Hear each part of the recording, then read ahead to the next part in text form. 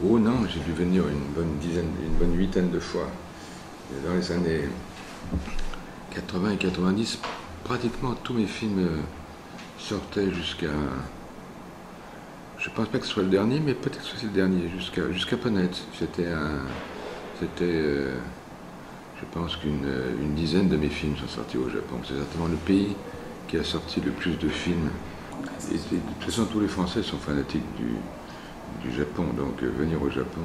Quand il y a un festival, par exemple, de cinéma, parfois dans certains pays, personne n'est très intéressé. Mais sur le Japon, à chaque fois qu'il y a un festival au Japon, tout le monde lève le doigt et tout le monde veut venir. C'est très facile de venir au Japon.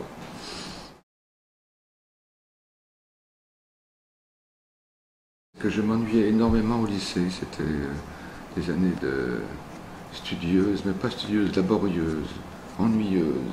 Et il y avait à ce moment-là, dans chaque lycée en France, il y avait un ciné-club.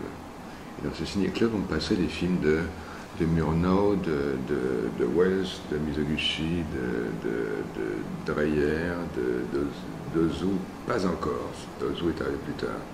Et donc, je vais devant ces films une émotion inouïe, peut-être plus grande que les émotions que me procurait la littérature. Et donc, j'ai vu...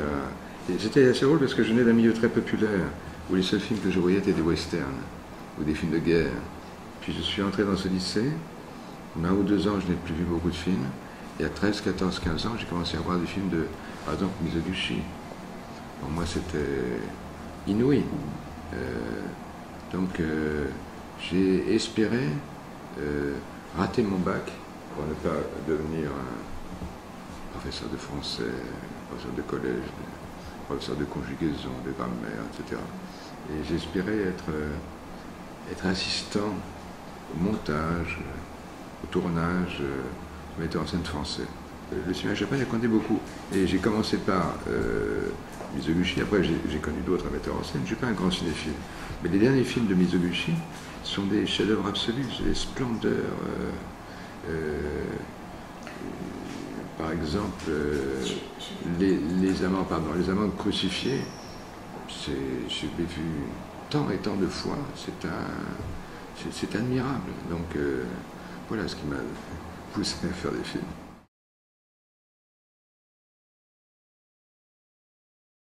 Ce qui m'avait amusé, c'est qu'en Hongrie, un jour, j'étais invité à présenter des films, et il y avait les cinéastes hongrois qui travaillaient, 15, 16, 17, 18, et tous parlaient le français. J'étais tellement surpris qu'en Hongrie, tous les cinéastes parlaient le français, mais dans un très bon français.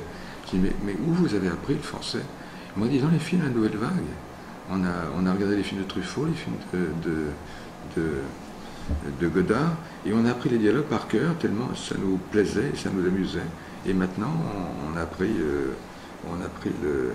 le français comme ça, donc c'était certainement une bonne façon d'apprendre. De même que je sais qu'il y a, dans les années 70 en France, beaucoup ont appris l'anglais en apprenant les chansons, le sens des paroles des films des Beatles ou d'autres groupes anglais, et c'est certainement une meilleure façon de l'apprendre que comme on l'apprend souvent à l'école.